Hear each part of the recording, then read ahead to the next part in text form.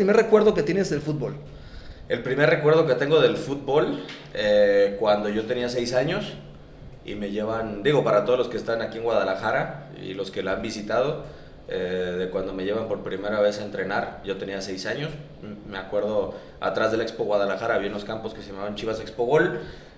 Ciertos familiares allegados a mi papá eran dueños de la escuela, me consiguieron una beca y me llevaron a entrenar. Recuerdo haberme puesto las medias. También me acuerdo que por ahí en el Jalisco, de parte de la familia de mi mamá, afortunadamente teníamos la posibilidad de tener un palco, el número 109, en la parte de la zona A Norte. Y me acuerdo yendo a partidos del Atlas del 99, y sí, con el debido respeto para los chivermanos, pero lamentablemente me llevaba la familia de mi mamá a los domingos a las 12 del día a ver a Guadalajara.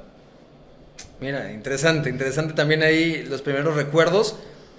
Y también te tengo que preguntar, ¿en qué punto, hablas de haber jugado, ¿no? Y después de haber visto los partidos, pero ¿en qué punto sientes que te enamoras y te conectas con el fútbol? Digo, ya para dedicarte de profesión alrededor del fútbol, ¿cuándo te enamoras del fútbol? Bueno, yo tengo 2 facetas, realmente. Soy un futbolista frustrado, lamentablemente.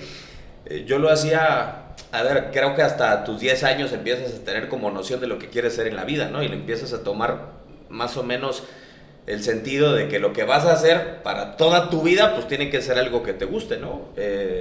Yo jugaba fútbol desde los 6 años, en la calle, en Chivas Expo Gol, pero no tenía ese amor tan profundo por el deporte como tal.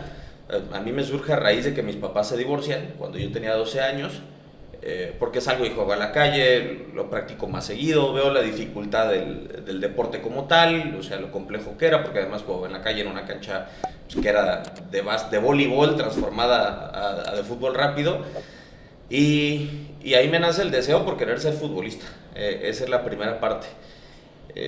Desafortunadamente pues no se me da, y después el querer ser narrador. Bueno, a ver, mi sueño era ser como Diego Balado y trabajar en Fox Sports, ser comentarista. Después Juan Carlos Chiquis Cruz fue el que me dijo, ¿y por qué no eres narrador si tienes una buena voz? Y ahí me abrió el panorama un poquito, pero ya el tema de ser narrador ya venía, pues no sé si genética o me sembraron la semilla en mi casa. Yo narraba los videojuegos a los 6, 7 años, ahí arranqué y mi mamá decía, pues va a ser narrador o va a ser comentarista, o sea, no le veo otra pinta. Y ya después yo jugaba para Cruz Azul. Es una historia un poco larga, pero bueno, creo que vale un poco la pena para que la gente se dé cuenta. Adelante, aquí tenemos todo el tiempo, Diego. Yo tuve la posibilidad de entrenar con Rubén Maturano, que fue auxiliar y preparador físico de la selección que fue al Mundial de 1978. Convivía mucho con él, platicaba mucho de fútbol. Yo llegué ahí a Cruz Azul a mis 16 años, después de haber pasado por Tecos, después de haber pasado por el Occidente, en donde jugó el Pollo Salazar, donde jugó también Sigifredo Mercado, donde jugaron varios. Y en Cruz Azul llegó a ser seleccionado de aquí de Guadalajara. Yo entrenaba donde era la academia, no, la madriguera, ahí en el Briseño. Yo entrenaba ahí, y llega el momento después de la preparatoria en donde Cruz Azul me ofrece pagarme la mitad de un viaje a Buenos Aires a jugar una Copa River, pero había que pagar la otra mitad, que eran alrededor de 22,000 pesos en 2009, o sea, yo tenía 17 años más o menos. Ahí, pues yo pensaba que mi vocación en aquel entonces pues era estudiar negocios internacionales o ser futbolista, era la carrera de moda. Mi papá se ha dedicado a importación de productos de belleza durante muchísimo tiempo y creía que embonaba, ¿no? O sea, si no era futbolista, pues yo creo que iba a ser agente aduanal o algo por el estilo, era lo que pensaba.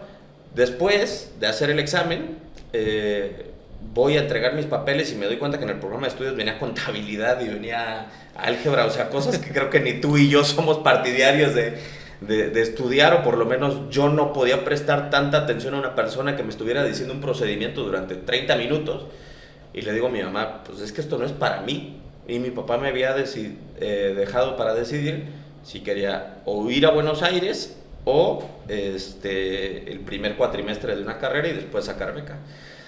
Al final me dice mi mamá, mete tus papeles porque si no te va a ir en friega, güey. Y pues como en feria, los meto. Estando en Argentina, bueno, había jugado en Rosario contra Newell's Old Boys, contra la academia de Jorge Grifa. Y estando en Buenos Aires antes de jugar contra River Plate, pues me agarra la cosquilla y también me habían dicho que no lo hiciera, pero lo hice. Veo en la UDG si había quedado porque era para el CUSEA, si había quedado y me faltó un punto. Y pues obviamente que no es lo mismo que te digan que no, a que tú lo rechaces, ¿no? Te pega en el ego. Me pegó en el ego, jugué un pésimo partido contra River Plate y cuando me voy a cenar con el profe Rubén Maturano, me dice, pues, ¿qué te pasó, cabrón? O sea, le digo, pues es que pasó esto, no salí en la universidad, le hablé a mi papá, ahora resulta que no hay dinero para el primer cuatrimestre y no sé lo que quiero estudiar. Me dice, ¿cómo que no sabes lo que quieres? Y le dije, pues es que, no sé, o sea, negocios no quiero. Y me dice, ¿y comunicación por qué no? Él ya había insistido también un par de veces. Y le dije, la verdad es que yo creo que no tengo talento para estar en Televisa o en TV Azteca, en una empresa renombrada, o sea, y él me dijo, él trabajaba en Milenio en aquel entonces y me dice, tú entra, estudia y si sales de la carrera sin trabajo, yo te consigo. Y fue lo que me impulsó, a grandes rasgos, fueron los dos momentos, a los 12 años cuando se divorcian mis papás y estando en Argentina, pues, lo que me motivó a estar. Digo, esa parte yo no la conocía, ¿no? Personalmente, y ya hemos convivido un poco, sí, quizás, ¿no? En las coberturas de Atlas. ¿De qué jugabas? Yo era volante, lateral o extremo, por ambas bandas. Estoy medio chueco, le pego con las dos piernas, tengo mejor conducción con la izquierda, mejor golpeo con la derecha. Creo que tenía buena velocidad. La última vez que me tomaron tiempo en Cruz Azul, yo hacía 70 metros en 9 segundos. Vaya, no, sí, muy buen tiempo, de hecho. Y en ese lapso, ¿no? También ya cuando decides estudiar comunicación te pega y en la Copa no te va tan bien, pero ¿cuál es la separación definitiva del no jugar? Durísima. Es durísima, pero coincido en mi salón de clases con dos personas más que hoy en día están en los medios de comunicación a un altísimo nivel. Mafer Alonso y Mónica Redondo fueron mis compañeras. Yo había entrado a la carrera en 2010, de enero a mayo en el primer cuatrimestre, y la dejo durante año y medio para seguir intentando hasta que cierran, pues, el centro de formación de Cruz Azul de aquí de Guadalajara. Y cuando vuelvo en 2011, a finales de 2011, en septiembre del 2011, número uno, tengo el médico me dijo que era fractura expuesta, fue un corte como el del Mudo Aguirre, en un parque aquí cercano a la zona donde tú vives, el famoso Pulpo, donde jugaba el Chatón, donde jugaba Guardado, donde jugaban todos ellos. Tuve un corte con una banca y ahí tuve que parar 2 meses. Yo quería sacar una beca deportiva y pues eso me frenó de poder sacar una beca deportiva porque era un cuatrimestre entero de prueba. Entonces no la pude sacar.